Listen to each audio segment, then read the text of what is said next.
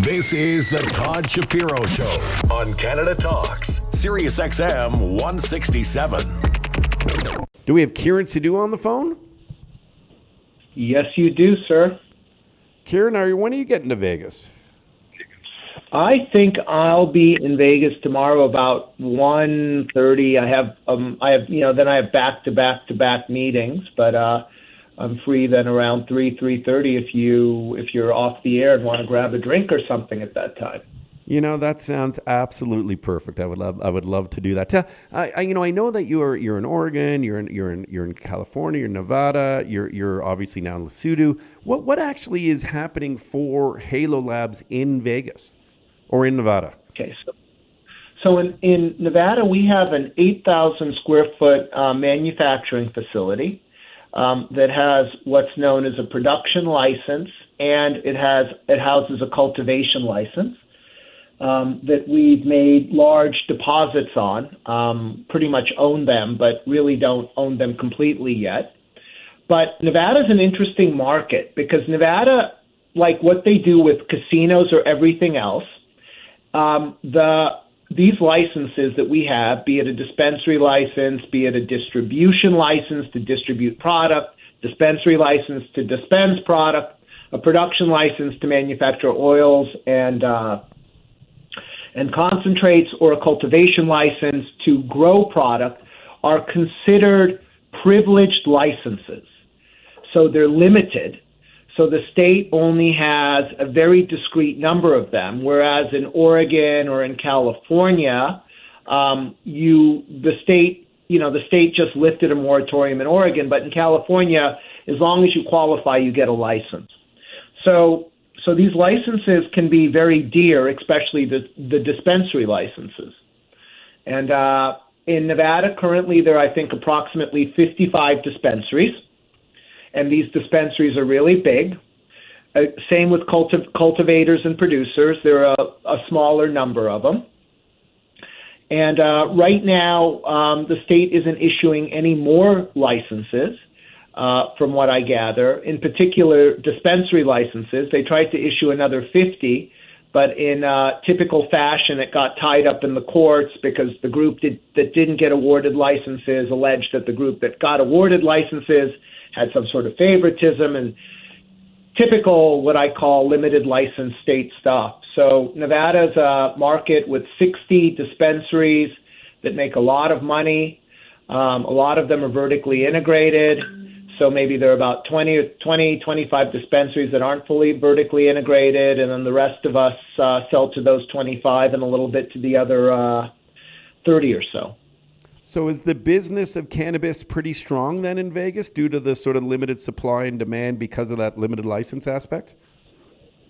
It is strong, but it's not as strong. Ironically, when you look at the numbers for Nevada, they're pretty much on par with Oregon. And part of the reason also has been because to cultivate in Nevada is very expensive relative to, say, Oregon or California or even Africa. So, and taxes are high. So when you go to your dispensary to buy product, and say a lot of people who come to Nevada who are tourists or transient come from California, the prices are relatively high compared to California, compared to Oregon, compared to Washington, and compared to Colorado. So what ends up happening is that there are a lot of black market activity in Nevada where people go to a dispensary and the bud tender, from what I gather, will say to them, hey, look, if you want this product X, Y, and Z, I actually have it at my house, the California version, so you can come and get it for half off. So there has been some of that activity, which I think is curtailed now, but the Metro PD and Nevada in Las Vegas pulled us all together less than a year ago to say, hey, look, we got to work on getting this activity to stop. So the dispensaries haven't done as well as people predicted. The second thing is, putting aside the black market arbitrage between California, Oregon, Colorado, and other states, there's the other issue in Nevada where it isn't an environment set up to grow, and so cultivation is just coming in. And now, from what I gather, there's cultivation there that's now cost competitive. A big group called Flower One, I think their ticker on the Canadian exchange is FONE, has put together one of the largest greenhouses I've ever seen.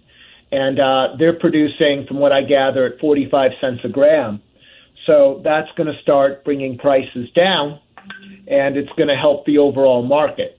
But we definitely need more dispensaries, and I hope this lawsuit, and I was speaking to some people who are on the suing side, said that they feel that it'll settle in the next 2 to 3 months, and that's going to, once we have another 50 or so dispensaries up within a year, that's also going to help lift the market.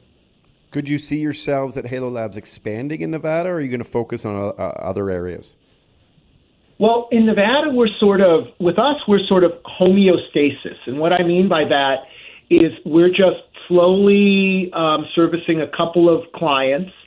And because the licenses are valuable, we just continue to maintain the licenses. And we're sort of waiting to see what happens with the next 50 or 60 dispensaries that are coming online. And then, as we have some proprietary products, we have some ideas, and we'll just slowly, roll out in Nevada over time. That's what we're, going to be doing. But, Nevada, again, you just it's not like California or like Oregon, where you have 500 dispensaries or so to cater to. I don't think I realized that. Good to know. Kiran, let's move on. You had very exciting news today as the CEO of Halo Labs, and you announced a new partnership with DNA Genetics. And why don't you tell us about the significance of that? Well, DNA Genetics is the most awarded cannabis genetics firm in the history of cannabis, right? So they're the best when it comes to genetics. And why genetics are important is it doesn't matter. It's interesting. A lot of people say, well, will there be a market for African cannabis? And to me, that's sort of a silly question. It's not a question of whether the cannabis is grown in Africa, it's grown in New York, it's grown in Canada, it's grown in California. The question really to ask is, under what conditions are you growing, and what are you growing? And what are you growing is really important. And DNA Genetics makes the best what are you growing stuff, arguably, on the planet right now. And so to have an alliance with them, is just tremendous, because all it's going to do is enhance the product that we're able to do, be it in Africa, be it in Oregon, be it in Nevada, be it in California. This first deal we announced with them is for Oregon, but, I hope that we'll be getting more deals done with them in other markets sooner rather than later. So what's involved in the deal itself? Well, in Oregon, we're going to start by putting up 1 acre of outdoor canopy, which, let's say, is about it's about 3,000 to 4,000 pounds of outdoor canopy, which will be all their strains. So it'll be their genetics. It may be a little crossed with ours to make sure that it adapts to the climate perfectly, because it takes a couple growing cycles for genetics to adapt to the environment, right? Just as us humans, if we move from Toronto to Hawaii, it's going to take us a little while to adapt, right? But, it's the same thing. Our bodies, we sweat, we can pick up funguses, whatever, to the local environment. Plants are much more sensitive. So we're going to put up 1 acre of canopy with them. It'll be their strains. And then we're going to manufacture oils and concentrates and sell flower and pre-rolls under their names.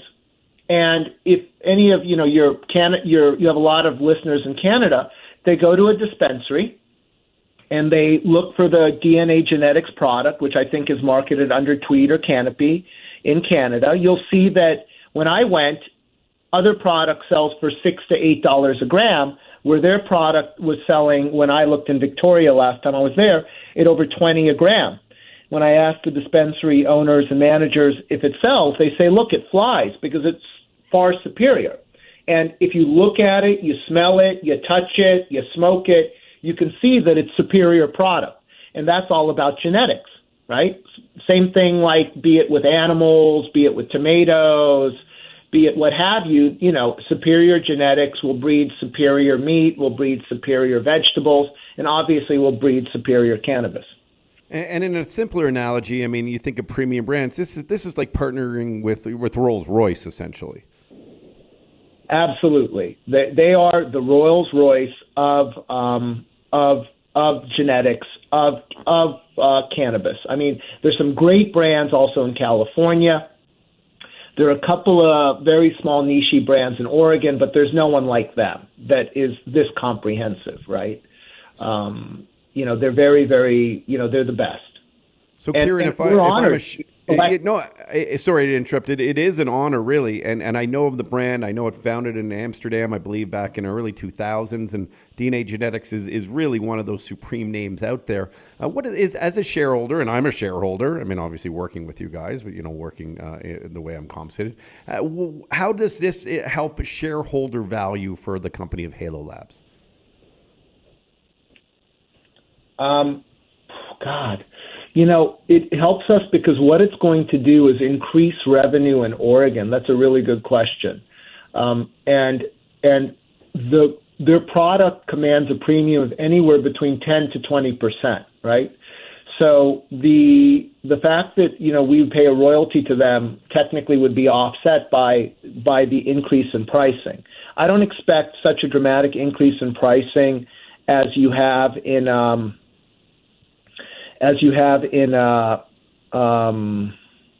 Canada, but there's definitely going to be an increase in pricing on the 1 acre of canopy we bring down, or the 3,000 to 4,000 pounds of material, and how we use it. So that is where we make more money. But for us, this is sort of the tip of the iceberg, because we would like to partner with them in other areas, and we're looking to even maybe do bigger things with them. So they're as I said, their genetics are superior genetics, and the fact that we've been selected as their exclusive partner in Oregon is just is a good testament to ourselves and, our capabilities.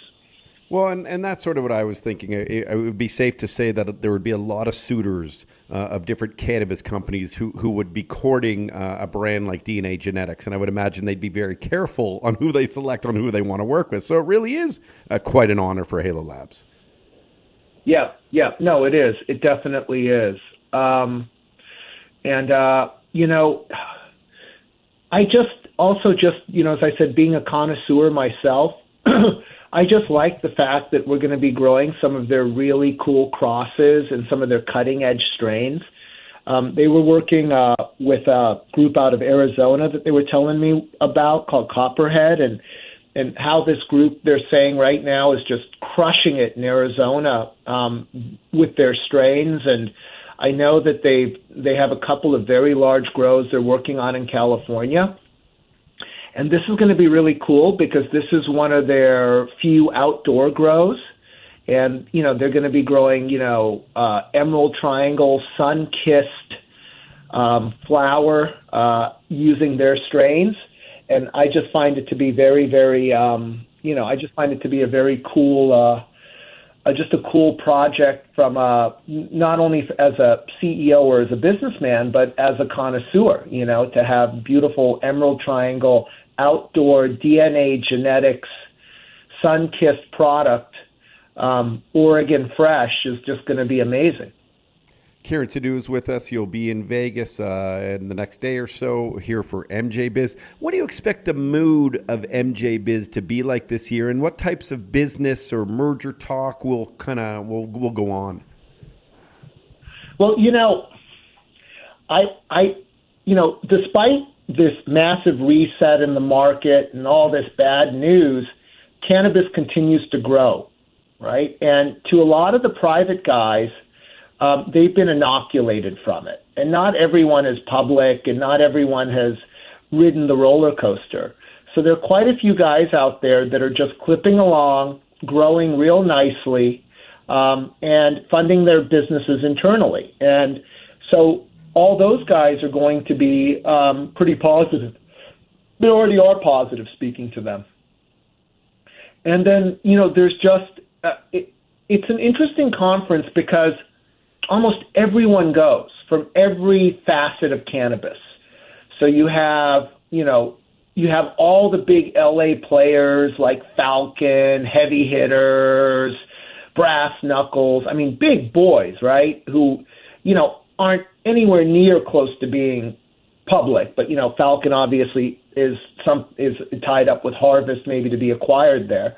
But, these are big players. I mean, they're as big as probably any of the public companies out there right now. And they grow with their own internal funding. You have big Colorado players too. You got Native Roots, Live Well. I mean, these are big, big companies. They're called the oligarchs of Colorado. You have, big players up here in Washington. So you have a lot of people who aren't in that public realm who've done really well, that are really well-known brands. And it's always cool speaking to them and getting their perspective on things in their markets as well. So this sort of downturn hasn't hit all the big private guys nearly as much as it's hit the public guys.